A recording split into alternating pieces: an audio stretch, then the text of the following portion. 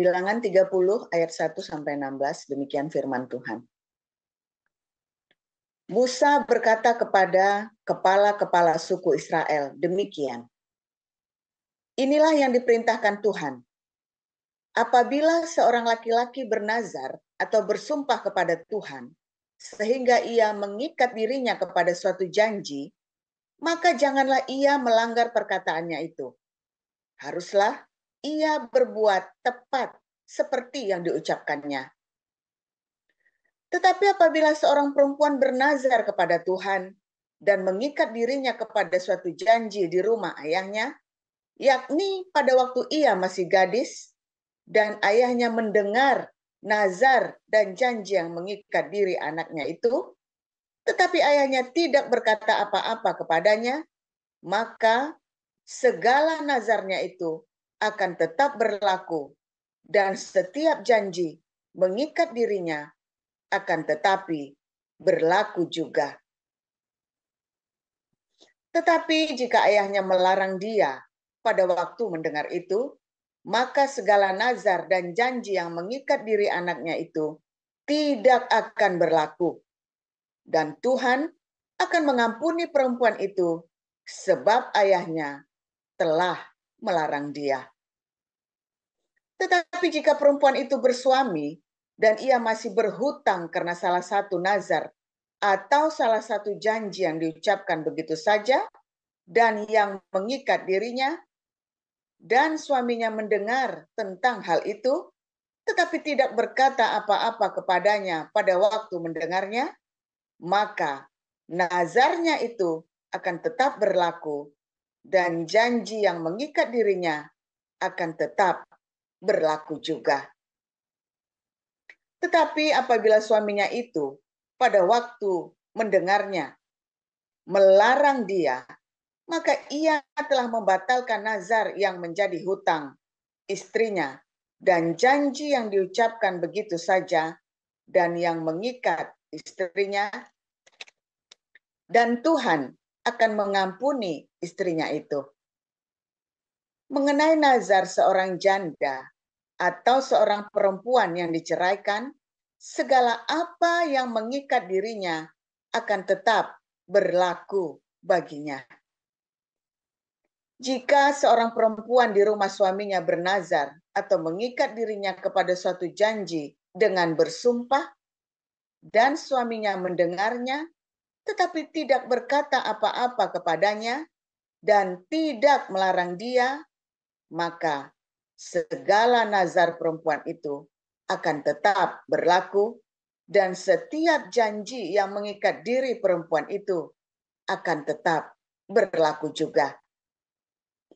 Tetapi jika suaminya itu membatalkannya dengan tegas pada waktu mendengarnya, maka ucapan apapun yang keluar dari mulutnya, baik nazar maupun janji, tidak akan berlaku. Suaminya telah membatalkannya, dan Tuhan akan mengampuni istrinya itu. Setiap nazar dan setiap janji, sumpah perempuan itu untuk merendahkan diri dengan berpuasa dapat dinyatakan berlaku oleh suaminya atau dapat dibatalkan oleh suaminya. Tetapi apabila suaminya sama sekali tidak berkata apa-apa kepadanya dari hari ke hari, maka dengan demikian ia telah menyatakan berlaku segala nazar istrinya atau segala ikatan janji yang menjadi hutang istrinya. Ia telah menyatakannya berlaku karena ia tidak berkata apa-apa kepadanya pada waktu mendengarnya. Tetapi jika ia baru membatalkannya beberapa lama setelah didengarnya, maka ia akan menanggung akibat kesalahan istrinya. Itulah ketetapan-ketetapan yang diperintahkan Tuhan kepada Musa, yakni antara seorang suami dengan istrinya dan antara seorang ayah dengan anaknya perempuan pada waktu ia masih gadis di rumah ayahnya. Demikian. Pembacaan kedua dari Efesus 5 ayat 1 sampai dengan 33. Sebab itu, jadilah penurut-penurut Allah seperti anak-anak yang kekasih, dan hiduplah di dalam kasih, sebagaimana Kristus Yesus juga telah mengasihi kamu dan telah menyerahkan dirinya untuk kita sebagai persembahan dan korban yang harum bagi Allah. Tetapi percabulan dan rupa-rupa kecemaran atau keserakahan disebut saja pun jangan di antara kamu, sebagaimana sepatutnya bagi orang-orang kudus. Demikian juga perkataan yang kotor, yang kosong, atau yang sembrono, karena hal-hal ini tidak pantas. Tetapi sebaliknya, ucapkanlah syukur. Karena ingatlah ini baik-baik. Tidak ada orang sundal, orang cemar, atau orang serakah, artinya penyembah berhala, yang mendapat bagian di dalam kerajaan Kristus dan Allah.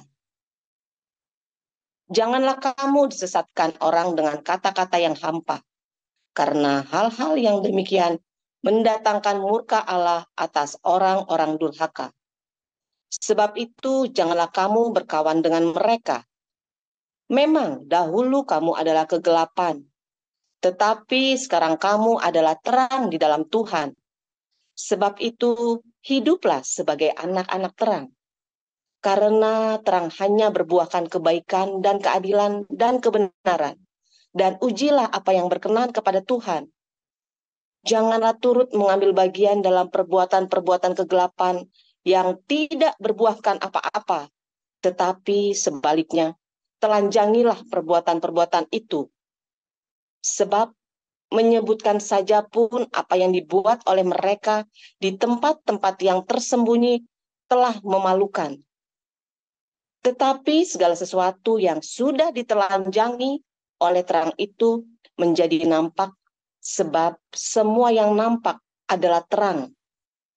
Itulah sebabnya dikatakan, bangunlah hai kamu yang tidur, dan bangkitlah dari antara orang mati, dan Kristus akan bercahaya atas kamu.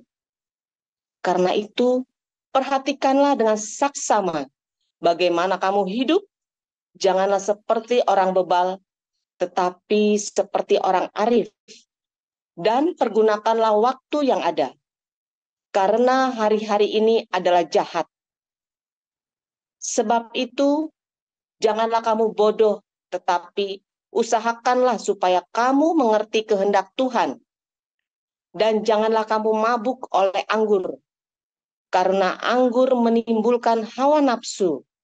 Tetapi hendaklah kamu penuh dengan roh, dan berkata-katalah seorang kepada yang lain dalam mazmur, kidung puji-pujian, dan nyanyian rohani.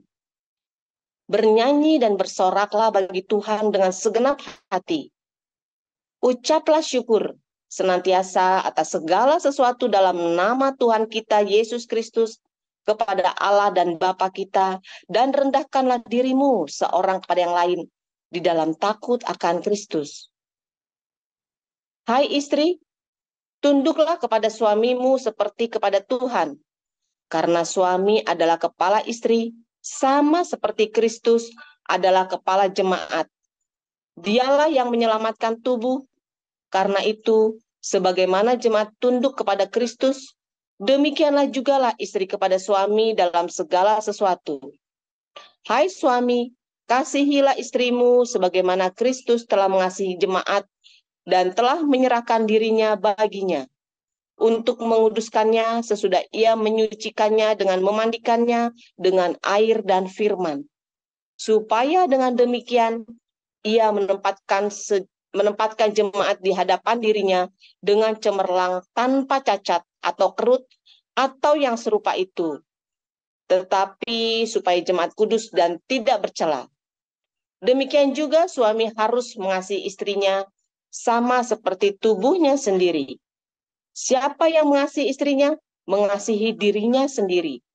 Sebab tidak pernah orang membenci tubuhnya sendiri, tetapi mengasuhnya dan merawatinya sama seperti Kristus terhadap jemaat. Karena kita adalah anggota tubuhnya. Sebab itu, laki-laki akan meninggalkan ayahnya dan ibunya dan bersatu dengan istrinya, sehingga keduanya itu menjadi satu daging. Rahasia ini besar, tetapi yang aku maksudkan ialah hubungan Kristus dan jemaat.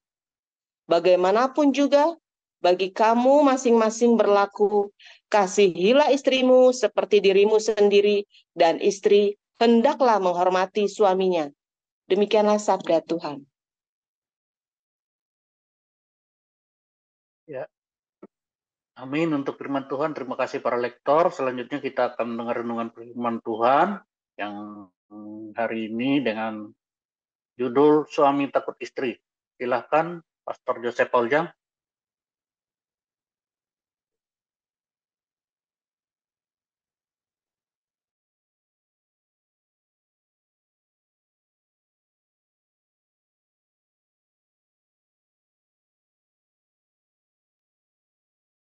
Silahkan Pastor Paul.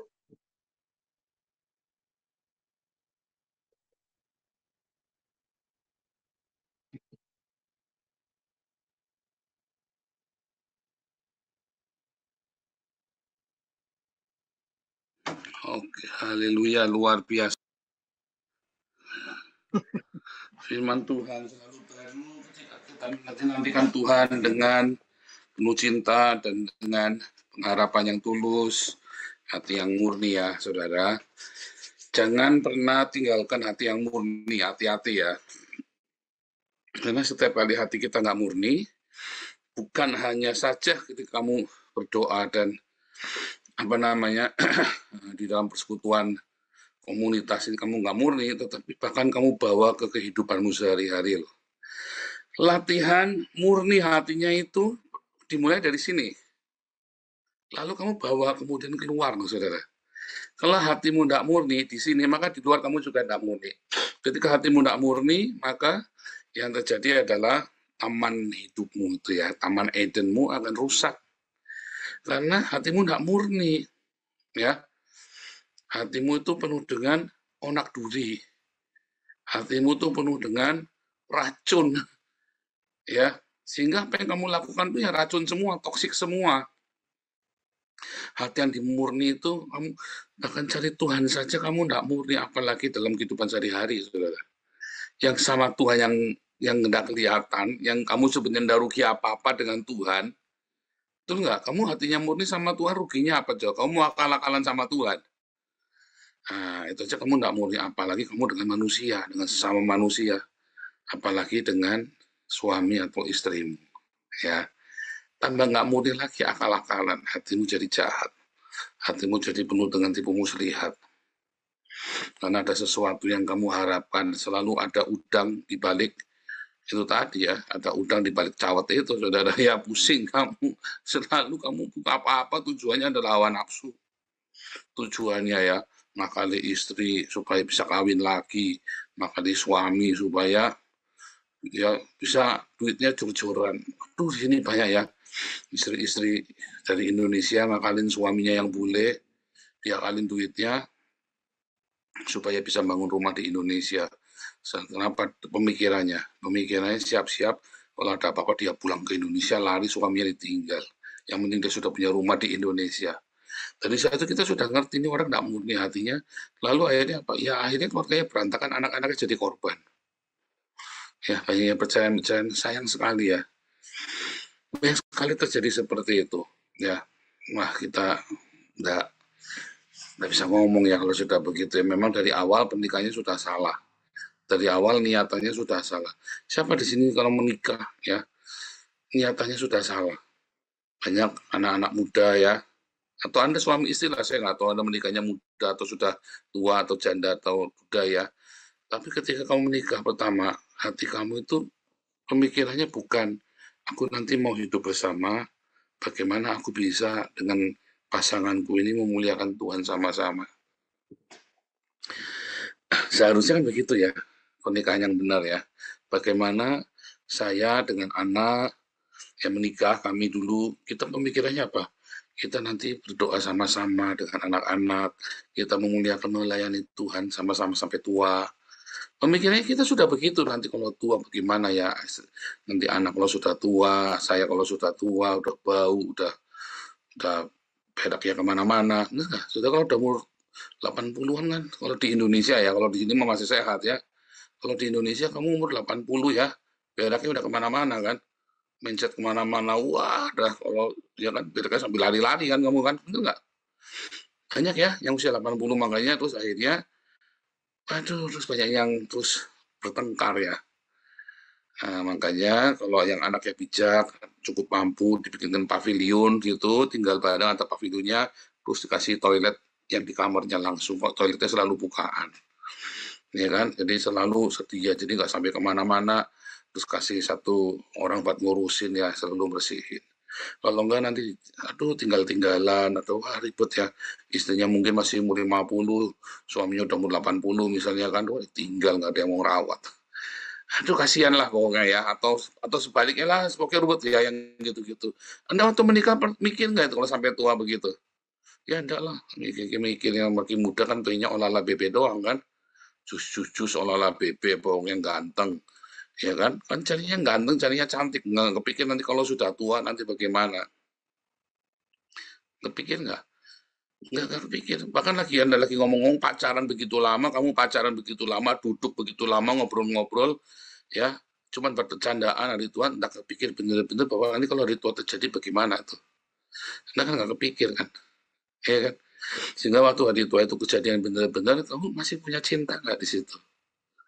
Jengkel dan semua kebencian ya, apalagi tiap hari ditabokin, atau suaminya nggak pernah ngasih duit, atau istrinya bawelnya minta ampun ya, aduh bila kayak kuntilanak, kayak bebek gombel, katanya sudah di dalam Tuhan, Yesus baptisan Roh Kudus. Makanya suami-suami bilang, ya ampun Tuhan Yesus, kamu itu berbahasa roh kurang banyak, malah kamu berbahasa roh terus ya, pagi saya malam, itu berbahasa roh katanya, saya lagi berbahasa roh sampai suami keberbekan. Bukan bahasa Roh Kudus, saudara ya, tetapi bahasa roh kuntilanak, bebek gombel, ngomong terus ya, wah, ngeluh terus ya, dari pagi sampai malam ngeluh nggak punya duit, ngeluh badannya sakit, ngeluh ini, ngeluh itu, ngeluh tetangga beli mobil, ngeluh tetangga beli kucing, ngeluh, aduh segala macam ya. Ya saya cerita realitas ya, realita kehidupan itu ada begitu. Itu terjadi ya, kehidupan suami istri. Akhirnya kalian hidupnya nggak bahagia, suami istri, padahal ganteng, padahal cantik. Ya, papi saya ganteng ya, papi saya gagah, mami saya itu cantik ya. Apakah itu menjadi jaminan? Sudah enggak ya. Kita lihat banyak orang ganteng, cantik, pernikahannya banyak yang nggak karu-karuan. Nah, ini nggak jaminan ya, nggak jaminan. Kamu jangan berpikir ganteng dan cantik itu sudah selesai. Oh, nggak ada apa-apa. Saya lihat ada ya teman saya, lihat bapaknya, saya lihat bapak heran berjaji mukanya ya. Ya pokoknya nggak usah saya deskripsikan nanti jadi personifikasi nggak enak. Yang mamanya juga nggak cantik-cantik amat. Tapi hidupnya penuh dengan canda tawa sekeluarga yang menyenangkan sekali. Betah, tinggal sama mereka itu jadi betah. Hidupnya itu penuh dengan canda tawa, banyolan-banyolan yang lucu-lucu, yang benar-benar. Hidupnya itu benar-benar tidak ada tuntutan, tidak ada penghakiman di rumah tangga itu. Ya anaknya manggil bapaknya manggil anaknya itu mesra sekali, manggil istrinya mesra, bukan karena ada saya, tiap hari memang begitu sama siapa saja. Pembantunya juga bilang, wah bapak sama ibu mah baik selalu ya, padahal nggak ganteng, nggak cantik. Hidup mereka juga tidak kaya raya yang sampai tapi berkecukupan, bahkan berlimpahan. Karena orang-orang suami istri itu kalau baik pasti hidupnya berkelimpahan. Kalau Anda miskin, coba Anda cek, jangan-jangan kamu suami istri hidupnya nggak baik, saudara, ya kan? Yang istrinya kayak mak lampir, ya kan? Nah, siapa yang di sini yang kayak mak lampir? Ibu-ibu ngacung, resen yang kayak mak lampir, saudara. Aduh, nanti yang resen bukan Anda, suamimu nanti yang resen. Pak itu tadi bukan saya, Pak suami saya, kan tambah ketahuan kan? Siapa di sini laki-laki? Ya, yang bukan kayak mak lampir ya, tapi waduh suami-suami yang pemalas, yang hidupnya cuman ngantukan sama ngentutan saja, ngamukan ngantukan ngentutan. Siapa di sini? Ayo ngacung. nggak ada yang mau ngacung lah, malu lah, ya kan. Tapi di rumah kan terus pada laporan sama saya nanti kan, Pak, ini masa saya dikatain gundul peyang sama suami saya. Lah, saya nggak ngajarin kalian suami-suami ngatain gundul peyang sama istrimu loh. Kalau lagi bercanda, ya namanya lagi bercanda saya sama anak, lagi gundulmu peyang, ya, lagi bercanda. Tapi jangan lagi ngamuk-ngamuk, Anda bilang gundul peyang segala macam. Intinya saudara ya, seorang suami itu harus mengasihi istrinya. Kadang-kadang kita bisa marah, kita bisa kesal, ya. Tetapi yang paling penting kita mengasihi. Selalu ada cinta di sana yang nggak habis. Dan lebih banyak mengasihinya, lebih banyak tunjukkan ekspresi cintanya daripada ekspresi marahnya. Masalahnya suami-suami lebih mudah mengekspresikan marahnya daripada cintanya. Mengapa? Gengsi. Ya kan? Wah, gengsi, Pak. Coba kamu ekspresikan cintamu lebih banyak daripada marahmu. Nanti marahmu ya makin berkurang. Ya nanti kamu dimasakin enak-enak kayak anak ya. Anak saya dimasakin enak-enak. Yang tahu, wah langsung tahu dimasakin digorengin ya kan. Aduh mantep. Nanti saya malam-malam saya pura-pura cium-cium, pura-pura ya. Mau nggak? Mau pura-pura mau bener-beneran buat istri itu yang penting kamu ekspresikan. Daripada kamu pura-pura marah, dengan kamu pura-pura cium-cium kan. Ayo, kamu tanya ibu-ibu yang jujur, ayo. Lebih baik suamimu pura-pura marah apa pura-pura sayang-sayang belai-belai? Sejujurnya kan lebih seneng suamimu pura-pura belai-belai kan. Daripada kamu dimarahin beneran, mendingan pura-pura marah, Pak. Enggak, tetap gak enak, saudara. Tetap nggak mau. Percaya, kamu tanya deh, suami kamu tanya istrimu yang jujur. Ibu-ibu lebih senang tetap suamimu walaupun dia ngamuk-ngamuk apa ya, pokoknya di rumah yang baik lah, belai-belai cium-cium lah, pokoknya apalah. Walaupun nanti isinya kalau dibelai-belai, apa kayak masa muda, kita sudah tua nggak tahu malu. Padahal senang kan hatimu kan, ayo, padahal senang udah tua dibelai-belai. Padahal sudah tua ya. Tapi ada ya yang benar-benar nggak mau dibelai-belai karena sudah tua, karena dari muda kamu nggak pernah belai dia. Ya salahmu dewe. Nah, akhirnya kamu tahu aci mah dicamplok, tahunya disamplongkan, tajine disamplong, goreng dewe, mati lu saudara. Aduh, salahmu sendiri, kamu dari muda ndak rawat. Taman itu kamu harus investasi. Nggak bisa kamu langsung, makanya anak kalau lagi di dapur saya peluk dari belakang. Saya peluk saudara ya, supaya tahu aci mah, tahuan rahasianya. Aduh, saya paling doyan tahu aci, saudara ya. Jadi kalau lagi live itu makan tahu aci supaya jangan makan nasi, kan kenyang kan makan tahu aci kan. Tapi acinya karbohidrat sama saja, ada minyaknya lagi ya, semoga enak ya. Bukan masalah itunya ya, yang penting cintanya. Yang penting cintanya saudara ya. Udah gitu ngasih cabai saudara ya. Ya seringkali lupa dikasih cabai atau kasih cabai pedes banget. Baru segigit aja tahu 5, makan cabainya cuma 2 mili gitu ya. Aduh pedesnya sampai ke kuping, sampai ke ubun-ubun. Tahunya 5 langsung tak perlu jejel kan. Saking pedesnya lupa ngasih minum. Aduh repot. Berarti saya belayanya kurang banyak. Begitu saudara ya. Anda semua kalau tidak mengasihi itu penting ya saudara ya. Saya sering bilang ya sama kalian tuh ya, istri-istri masaklah, selalu belajarlah masak. Kalau kamu pengen suamimu di rumah, anak-anakmu di rumah, kamu masak. Anak saya itu jarang makan di luar ya. Kenapa? Begitu dijak makan di luar, ya aduh, lemes mereka. Kenapa? Makan di rumah lebih enak. Istri-istri masak, makanlah, belajarlah masak. Belajar, anak dulu kalau masak gosong terus. Kalau ndak asin terus, gosong terus. Tetap tak makan, saudara. Tetap tak makan, saya ndak pernah komplain. Sungguh, saudara. Tanya anak deh. Sekarang, di Belanda anak masak paling hebat, saudara. Tapi saya tiap hari komplain. Karena biasa makan enak. Sekali kalau kurang enak dikit, opong. Karena biasa makan enak. Tiap hari dimasakin enak-enak, sekali ada kurang enak dikit, komplain saya. Padahal itu masak gosong-gosong saya nggak pernah, gosong pun tak makan. Dan saya kasih semangat, ayo masak.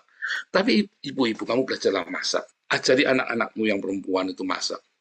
Kamu pengen suamimu di rumah, betah, masak. Saya mau makan pergi kemanapun, saya pasti pulang. Mendingan makan di rumah, istriku masak lebih enak. Serius, saudara. Saya hampir saya nggak pernah jajan. Kalau saya bisa pulang, saya mendingan makan di rumah. Mau makan di mana pun tetap enakan masakanannya anak. Jadi belajarlah masak. Minimum kamu bisa bikin jajanan. Nah, kalau di Indonesia kan ya, bikin getuk, bikin cadil, bikin apa ya, bikin kacang hijau, pokoknya bikin jajanan di rumah. Selalu kamu sediain jajanan di rumah, ya kamu bikin. Belajar ya. Walaupun ada orang yang memang bebal sekali dalam hal masak apa saja, dipaksa saudara, sampai kamu tidak mungkin kamu tidak bisa masak. Jangan sampai ya minimal masak Indomie Pak ya, jangan ya. Tapi memang minimal bisa masak Indomie saudara. Jangan kamu bikin masak Indomie sampai jadi bubur, mateng gila kamu. Ibu-ibu masak Indomie sampai jadi bubur, mah gila kamu saudara. Saya bilang kamu entah kerasukan apa kamu ini waktu masih muda sama masa bikin Indomie sampai jadi bubur, kelewatan. Terlalu Ani, terlalu Ani. Jangan saudara ya, belajar saudara ya. Anda coba tempatkan hidupmu ya. Taman itu harus dirawat. Cinta itu harus kamu rawat saudara. Kamu tidak bisa sembarangan brak-bruk. Tidak bisa. Kamu lihat ya, kalau kamu punya taman bunga, ya ini kita soalnya belum konsen ya, kita belum beresin taman kita di luar, kita baru kecapean 2 tahun ya, kemarin kita setahun pindah 3 kali, jadinya kita kecapean ya. Kita sempat kecapean, jadi kita, waduh, udah benar-benar kita belum ngurus taman, udah kita di rumah ini sudah 2 tahun ya, Natal ketiga ya, jadi 2 tahun lebih, hampir 3 tahun ya, hampir 3 tahun. Tapi kita masih capek sekali. Tapi kita mulai ya, kita mulai tatani ya, rapiin satu-satu, nanti kita beres-beresin, nanti pokoknya Ibu Bendahara ya sama Ibu Penatua Pak, kalian kalau kesini sudah bagus tamannya, kita mulai ya. Taman itu ya, di rumah kami di Cinere ya, di rumah kami dulu kalau tiap saya pulang kerja kadang jam 9, jam 10 gitu ya, saya pasti sempetin di taman sebentar ya. Tiap hari Sabtu Minggu kita pasti sempetin, kita ngebon.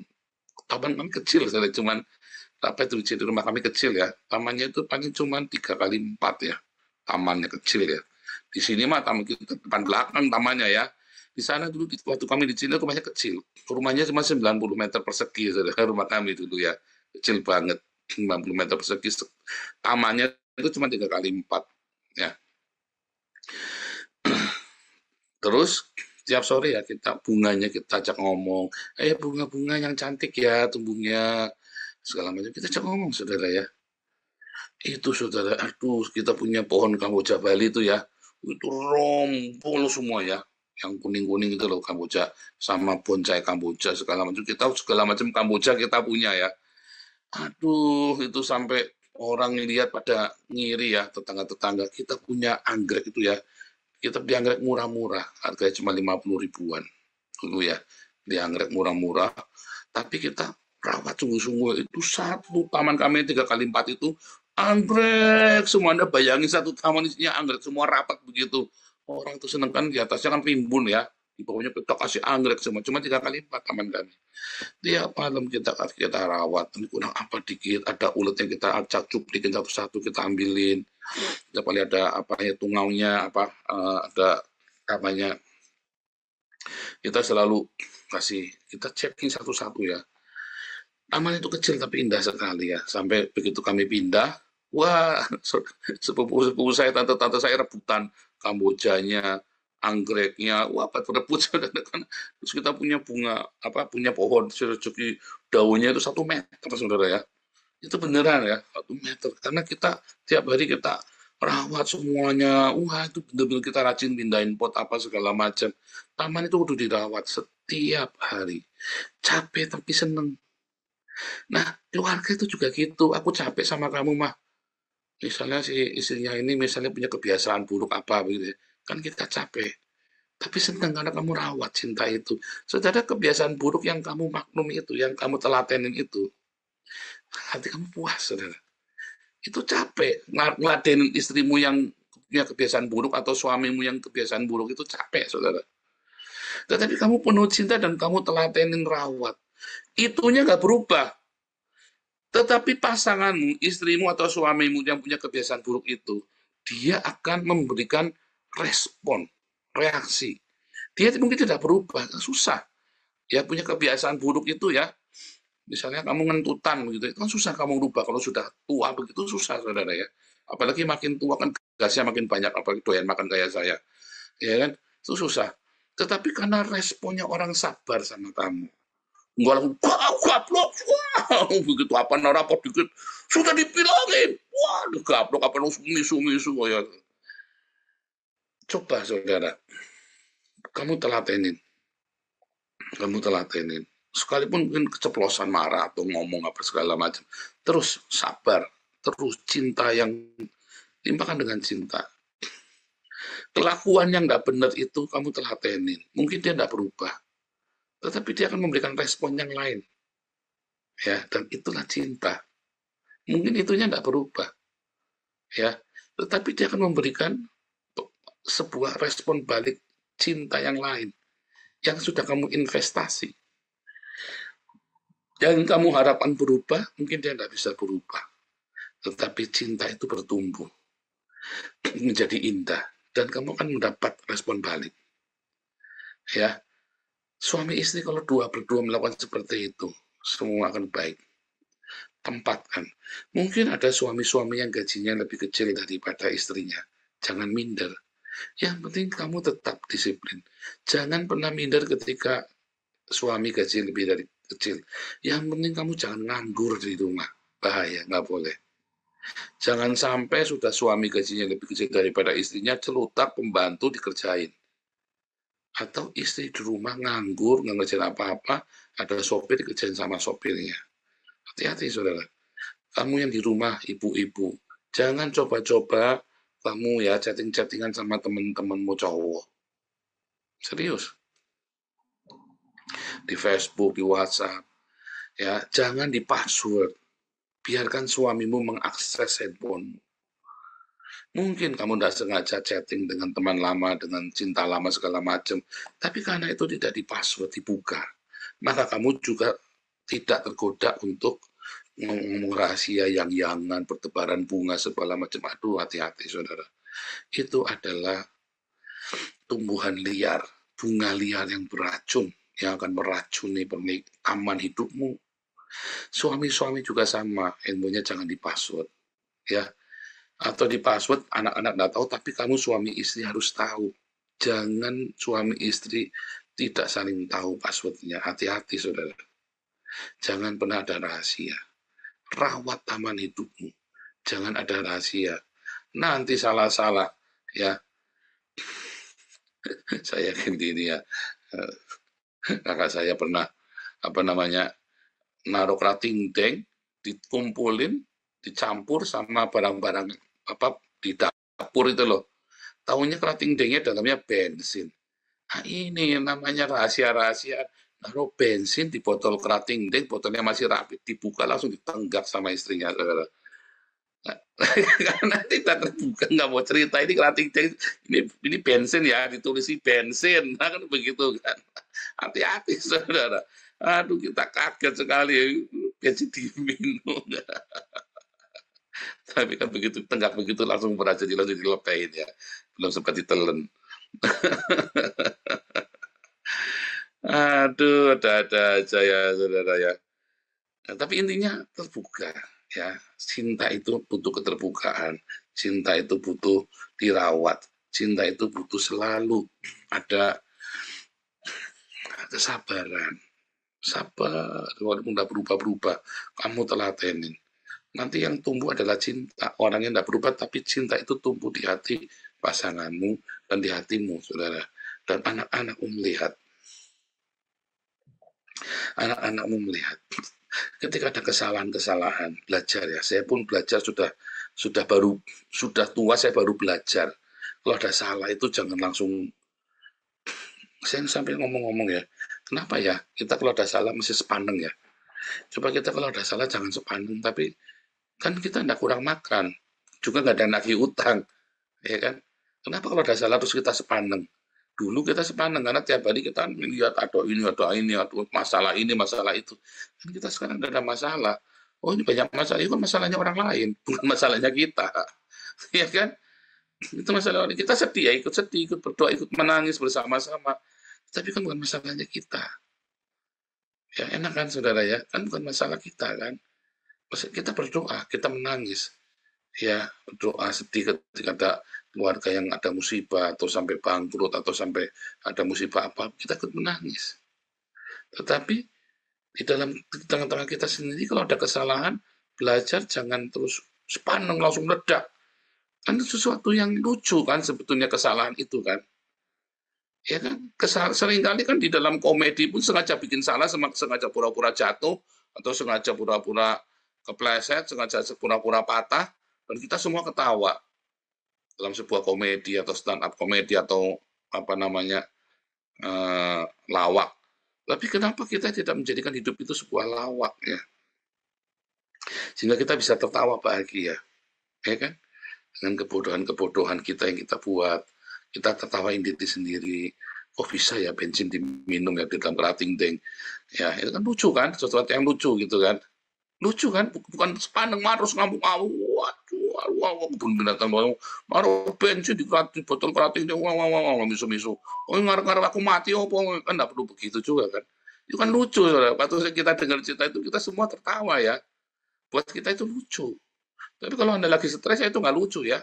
Kalau Anda lagi patah hati, lagi apa, kok mata ini aku ya? Kan begitu coba. Tapi kalau kamu lagi penuh dengan cinta, kan ketawa kita kan. Ya kan, bensin di kerating yang diminum itu kan lucu. Lucu, saudara ya. Tapi kalau kamu lagi sepaneng keluarga itu, lagi urusan ini, urusan itu, kok pikirnya kan, waduh, bojoker mata ini aku. Kan begitu. Istriku mau bunuh, apalagi suamiku mau bunuh aku ini. Kan pemikirannya begitu, gila. Antara gila atau lucu, antara itu suatu horor atau suatu komedi, tergantung bagaimana kita meresponinya kan. Kalau cinta itu ada, maka semua itu sesuatu yang penuh duka cita, ada kesalahan, ya sudahlah, ya beli lagi, kapan? Ya 5 tahun lagi. Misalnya nih handphonenya hilang nih, kenapa handphonenya bisa hilang? Wow, coba Anda yang anaknya handphonenya hilang, ngamuk nah di rumah, ayo jujur atau ketawa. Ya hilang, doa mama dijawab, kamu tidak main handphone lagi. Kamu harusnya bisa begitu, saudara. Berarti kan doamu dijawab sama Tuhan, anakmu jangan mainan handphone kan. Iya, Ma, ya sudah, nanti beli, anakmu nangis kan. Ya sudah, nanti beli lagi. Ya kapan, Ma? 5 tahun lagi. Wah, kan lucu kan, anakmu nangis udah jadi nangis kan. Masa melihat punya 5 tahun lagi, keburu tua apa ya, enggak apa-apa kan, tuanya mama terjawab, handphone kamu hilang, kamu enggak usah main handphone, bener nggak? Lucu kan harusnya kan. Saudara, dalam suasana yang tidak penuh dengan cinta, ya, suatu hari saya sama anak, kita lagi ngobrol-ngobrol ya saudara ya, saya lagi sepaneng, udah 2 lagi sepaneng. Nah ekspresi saya itu marah. Ekspresinya anak itu cuek. Kalau lagi stres, bodoh amat. Nah, anak bisa begitu. Kalau saya marah sepaneng ya, kalau anak dia buang, nggak mau, cuek, nggak mau sentuh. Nah untuk dia meredakan ketegangan, maka anak mainan iPad, saudara. Saya lagi ngomong penting, saya lagi sepaneng. Yang saya lakukan apa, saudara? iPad tak ambil, tak banting, saudara. Ya, itu tidak ada cinta. Itu bukan taman bunga yang indah. Ya kan? Saya sampai sekarang banting itu masih nyesel loh, saudara. Nyesel bukan iPad. iPad itu saya nggak nyesel. Saya nyesel kenapa sih harus seperti itu. Ya, itu iPad masih baru loh. Beli 9 juta kalau nggak salah dulu itu ya. iPad masih baru tuh saya banting loh, saudara. Serius. Bukan cuma sekali. Mungkin 2 kali, 3 kali. Mungkin kalau saya lagi ngomong, terus sejak ngomong dah ini, entah anak saya, entah kok sih ambil barangnya tak banting gitu. Serius, saya nggak peduli harganya mahal sih, saya nggak urusan ya. Makanya ada jalan berpikir saya. Tetapi ya kalau itu penuh cinta, ya seharusnya kan kalau kita lagi bercanda-bercanda begitu kan tak kirimin gambar yang serem apa yang horor yang apa kan. Nah, harusnya kalau penuh cinta kan begitu. Lagi dijak ngomong nggak nyautin, tak kirimin gambar apa misalnya kan. Ya kan? Yang lucu-lucu lah, atau yang horor-horor. Benar nggak? Ide kreativitas yang lucu-lucu itu dari mana? Dari cinta, saudara. Sekalipun lagi kamu merasa, aduh kok kamu nggak dihargai ya, kurang asem nih. Itu lagi ngomong dari respect. Kan kamu bisa kirim yang lucu-lucu kan sebetulnya kan.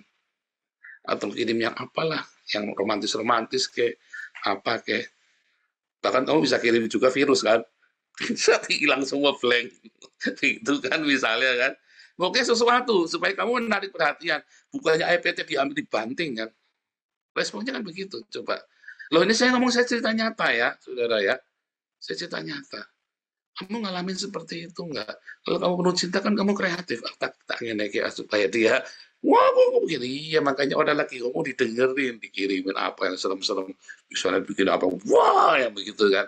Kan banyak. Cari coba sesuatu. Kalau kamu penuh cinta pasti kreatif.